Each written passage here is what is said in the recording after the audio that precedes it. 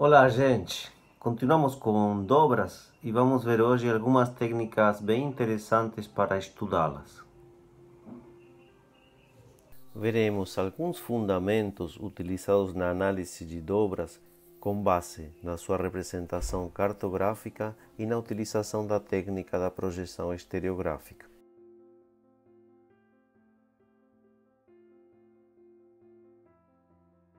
Então, complementando as informações relativas aos componentes geométricos de uma dobra, vamos introduzir os conceitos de crista e quilha. Vou utilizar estes blocos com representações tridimensionais que permitem observar o plano cartográfico horizontal e o plano perpendicular ao eixo das dobras, que é a seção ideal para analisar a sua geometria.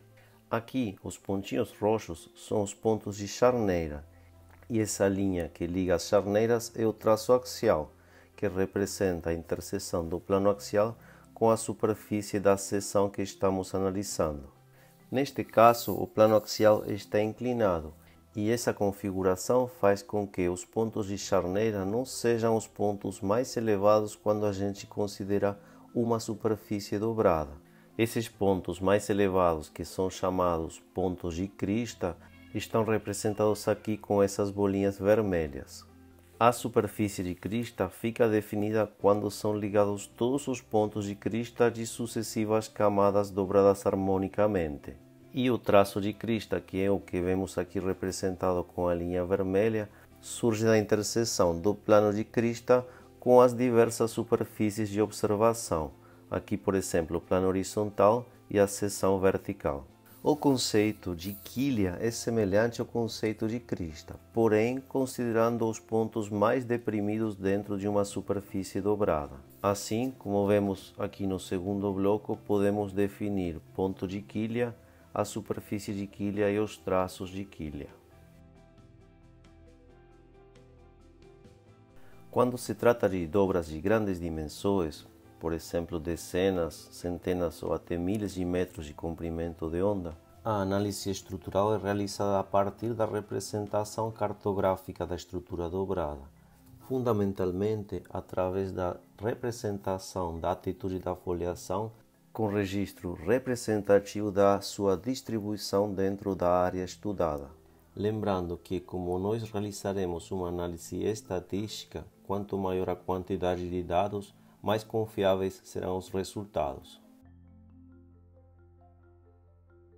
Vamos ver agora alguns dos princípios fundamentais que devem ser considerados na hora de representar cartograficamente áreas com dobras.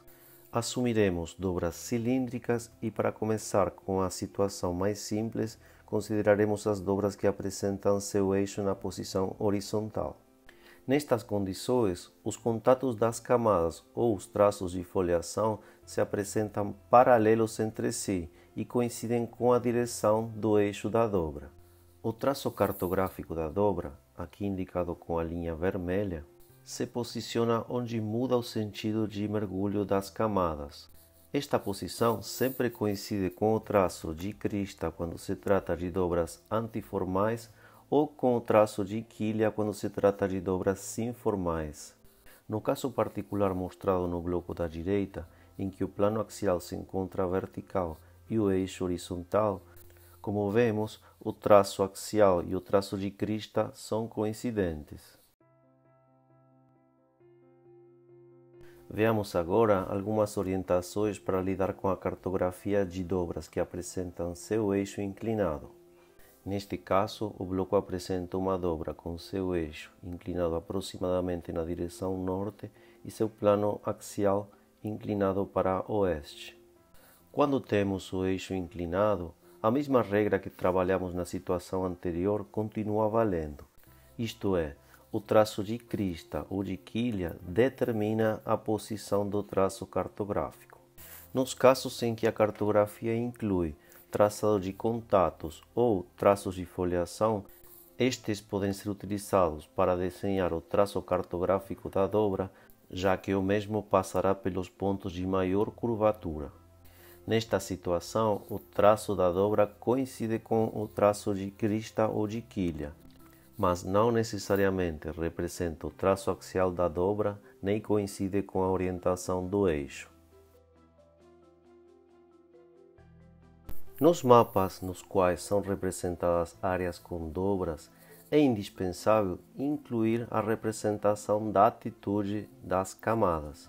Esta informação é a única que permitirá conhecer a verdadeira forma e orientação da dobra cartografada, já que o mesmo traçado de contatos pode corresponder a dobras diferentes. Nesse primeiro mapa, por exemplo, a partir da atitude das camadas, podemos inferir que se trata de uma dobra sinformal que apresenta seu eixo com caimento na direção nordeste. Neste segundo mapa, os contatos paralelos e a atitude das camadas indicam que se trata de uma dobra antiformal com seu eixo horizontal.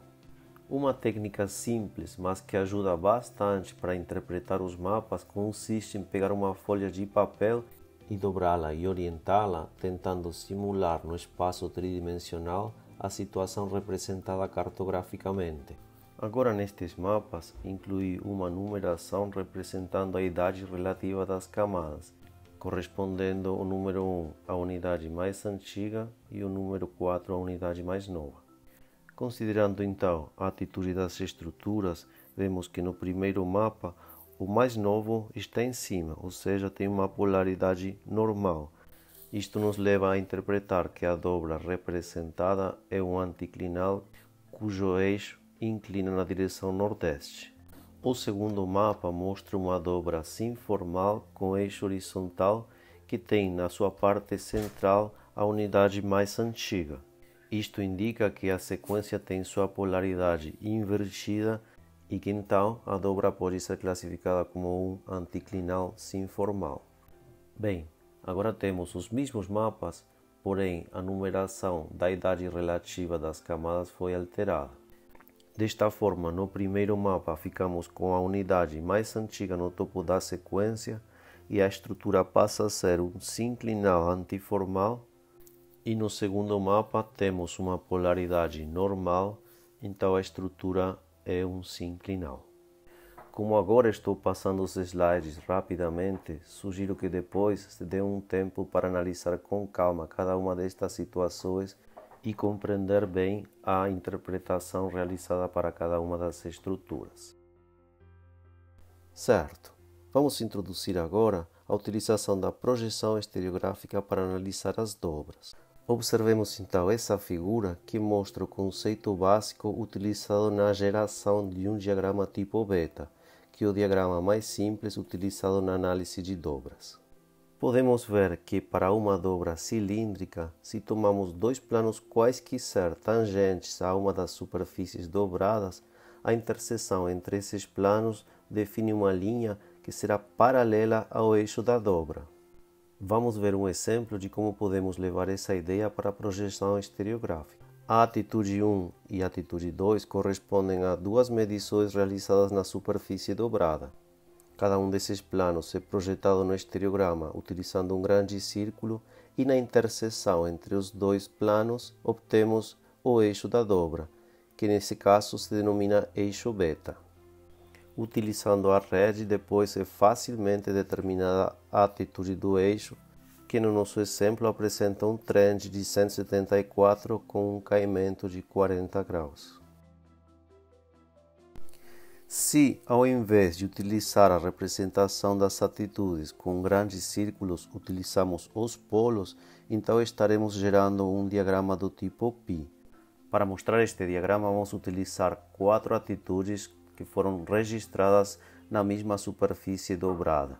Essas atitudes, que podem corresponder à estratificação ou à foliação, são representadas cada uma delas com um polo, como vemos aqui no estereograma. Com os polos projetados, utiliza-se a rede estereográfica para achar o grande círculo que melhor se ajusta a esses polos. Esse grande círculo, denominado círculo π, representa o plano perpendicular a todas as foliações projetadas. O polo do círculo π corresponde ao eixo da dobra, denominado neste caso eixo π. Ao comparar os diagramas beta e π, observamos que estão baseados nas mesmas propriedades, só que no caso do diagrama beta são projetados os planos e no caso do diagrama π são projetados os polos dos planos. Como nestes dois diagramas foram utilizados os mesmos dados, a posição do eixo é exatamente a mesma. Agora cabe fazer a seguinte consideração. Esses diagramas que eu elaborei aqui foram construídos a partir de dados teóricos correspondentes a dobras perfeitamente cilíndricas. Mas, será que isso acontece com as dobras naturais também? A resposta, logicamente, é não. Por quê? Primeiro porque as dobras naturais nunca são perfeitamente cilíndricas, têm várias irregularidades.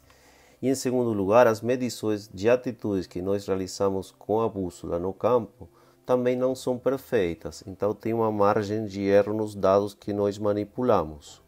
Isso nos leva à seguinte situação. Quando projetamos os planos obtidos num levantamento real, nem os grandes círculos se cortam num único ponto, nem os polos projetados coincidem perfeitamente com um único círculo π. Então, é aqui que entra o trabalho estatístico. Assim que, novamente, trabalharemos com um diagrama de contornos, neste caso com o objetivo de determinar a orientação e a geometria da dobra. Para trabalhar desta forma, precisamos uma quantidade de medições significativa. Neste exemplo, estou trabalhando com 42 dados. E também precisamos conhecer a distribuição espacial dessas medições. Então, contamos com o auxílio de um mapa com a representação dos pontos de medição, como esse que vemos aqui. Como se observa na figura, os contornos gerados a partir dos dados de uma dobra geram um padrão semelhante a uma guirlanda. Essa guirlanda, em geral, apresenta dois máximos que correspondem aos flancos da dobra, que é onde se concentra a maior quantidade de medições. A zona de charneira fica representada entre os dois flancos por uma menor quantidade de pontos. O círculo π é traçado a partir da configuração dos contornos, acompanhando a forma da guirlanda e passando pelo centro dos máximos. Uma vez traçado o círculo π, o eixo é determinado como foi explicado anteriormente. Cada um dos máximos é considerado como o polo que corresponde a um flanco. Então, são utilizados para traçar os planos correspondentes. Esses planos, representados por grandes círculos, devem ter sua interseção no eixo da dobra e podem ser utilizados para estimar o ângulo interflanco, realizando a medição do ângulo formado entre eles, utilizando o círculo π como referência. A atitude do plano axial também pode ser estimada, já que este passa pelo setor central da guirlanda. Particularmente em dobras simétricas, o plano axial é o bissetor dos flancos. Quando trabalhamos com diagramas de contornos para analisar dobras, além dos dados numéricos, é indispensável levar em consideração as informações de campo, tais como a distribuição das atitudes medidas, se tiver informação da clivagem de plano axial, dobras parasitas e também muitas vezes a informação extraída de imagens de satélite ou fotografias aéreas que podem auxiliar na identificação das feições estruturais em grande escala. Este aspecto é importante porque, como veremos aqui, um mesmo diagrama, sem o auxílio das informações descritivas, pode ser interpretado de diferentes formas. Apenas para ilustrar esta ideia, tenho aqui dois exemplos. O primeiro estereograma apresenta dois máximos com um plano axial vertical. Esse estereograma pode corresponder a um sinforme, como vemos no primeiro perfil, a um antiforme ou a uma sequência de dobras antiformes e sinformes onde há repetição dos flancos A e B. O segundo estereograma mostra o máximo A correspondente a um flanco com alto ângulo de mergulho e o máximo B que corresponde a um flanco com um mergulho mais suave. Então temos aqui três situações possíveis que podem ter correspondência com esse estereograma. No primeiro, um sinforme, no segundo, um antiforme e no terceiro perfil, uma dobra invertida. Neste último caso, a posição do plano axial é estimada a partir do maior ângulo formado entre os flancos. A minha intenção com estes exemplos é apenas mostrar como é importante a utilização dos dados complementares que descrevem a situação espacial e as características particulares da dobra para utilizar e interpretar corretamente os estereogramas gerados. Como já estarão percebendo, a análise estrutural das dobras é complexa, mas ao mesmo tempo apaixonante. Nesta apresentação, tentei mostrar para vocês alguns dos princípios básicos utilizados nesta análise. Espero que seja útil e que permita abrir o caminho para novas descobertas. Mais uma vez, muito obrigado.